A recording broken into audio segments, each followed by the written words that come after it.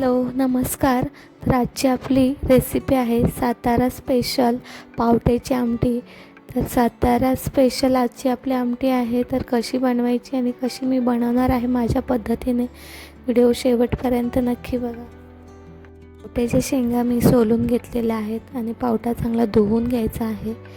त्यानंतर एक पॅन ठेवायचा आहे आणि पॅनमध्ये खोबरं घालून खोबरं छान असं भाजून घ्यायचं आहे लाल होईपर्यंत.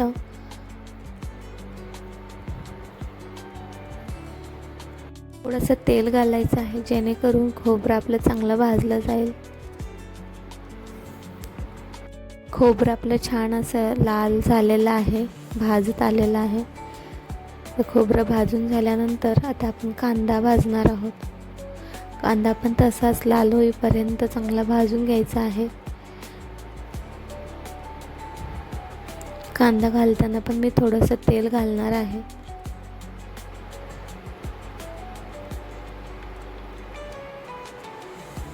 पण 3 आल्याचे तुकडे घालायचे आहेत. त्यानंतर थोडासा लसूण घालायचा आहे.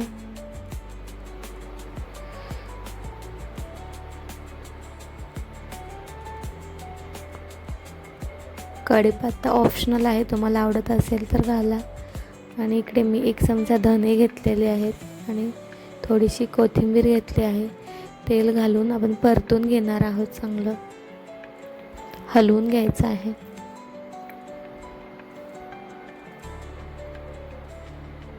गॅस बंद करायचा आहे.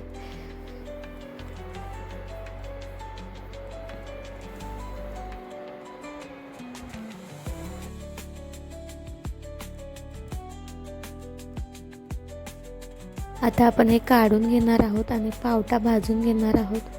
तर पावटा मी स्वच्छ धुतलेला घेतलेला आहे.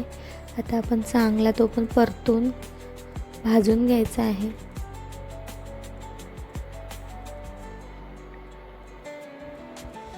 फुल गॅसवरच भाजून घ्यायचा आहे.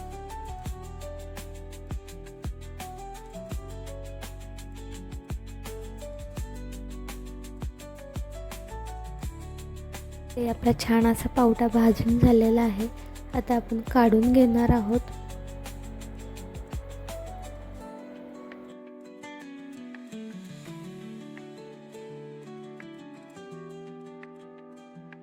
पावटा तर भाजून झालेला आहे. आता एक मिक्सरचा जार घ्यायचा आहे. त्यामध्ये आपण भाजून घेतलेलं खोबरं बारीक करून घ्यायचं आहे. बारीक करून घ्यायचं आहे आधी. त्यानंतर ते सर्व मसाला आपण कांदा, आलं, लसूण सर्व एकत्र वाटून घ्यायचं आहे.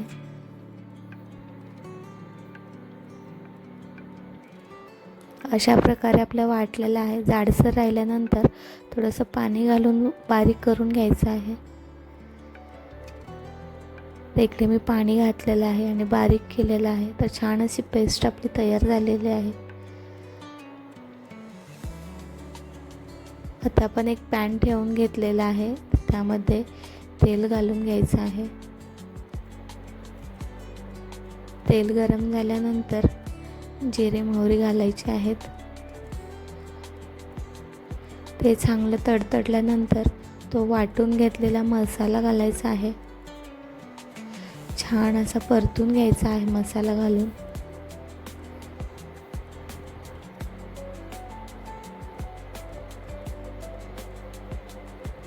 मसाला छान परतल्यानंतर 1 चमचा काळा पावडर घालायचे आहे, काळा मिरची पावडर.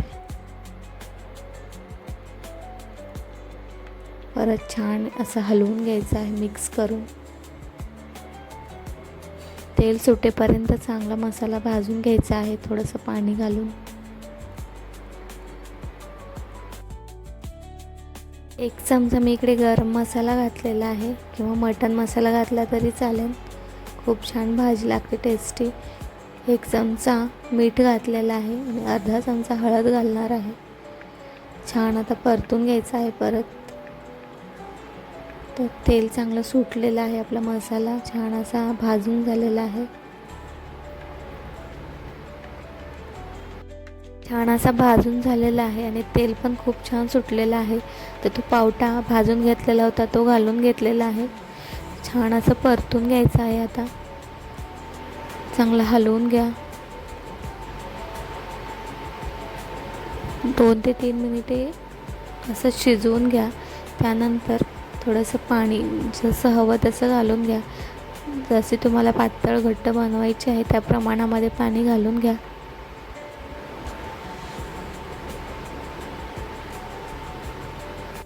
आता चांगली एक उकळी फुटू द्या. इकडे तोपर्यंत आपण कैरीचा मस्तपैकी तोंडाला चव येण्यासाठी काहीतरी थोडंसं बनवून घेऊयात. तर मी काय बनवणार आहे बघा. कैरी छान अशी कट करून घ्यायची आहे. त्यामध्ये थोडीशी हळद, थोडंसं मीठ घालायचं आहे, अर्धा चमचा. त्यानंतर अर्धा चमचा लाल मिरची पावडर आणि मिरेपूड घातलेलं आहे मी थोडंसं. आणि एकदम नॉर्मल असं शेंगदाणा कूट घालायचं आहे आणि ते मिक्स करून घ्यायचं आहे पूर्ण. तर खूप छान आणि टेस्टी लागते कैरीच्या फोडी. तर तुम्ही नक्की एकदा ट्राय करा. इकडे आपली आमटी पण उकळून झालेली आहे पावट्याची. तर छान अशी आपली पावट्याची आमटी तयार आहे. तर कशी वाटली नक्की सांगा. खूप चविष्ट लागते. नक्की एकदा ट्राय करा.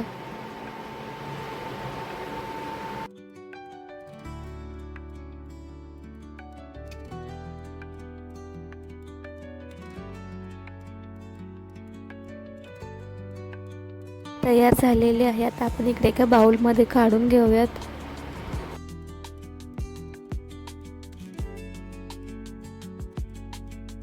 पावट्याची आमटी आणि कैरीच्या फोडी मी तोंडी लावण्यासाठी बनवून तयार केलेले आहेत. तर कशी वाटली रेसिपी नक्की सांगा. आवडली असेल तर लाईक करा. चॅनलवर नवीन असाल तर चॅनलला सबस्क्राईब करा, जेणेकरून तुम्हाला नवनवीन रेसिपी बघायला भेटतील. चला तर भेटूया नेक्स्ट व्हिडिओमध्ये. तोपर्यंत बाय बाय. व्हिडिओ पूर्ण बघितल्याबद्दल धन्यवाद.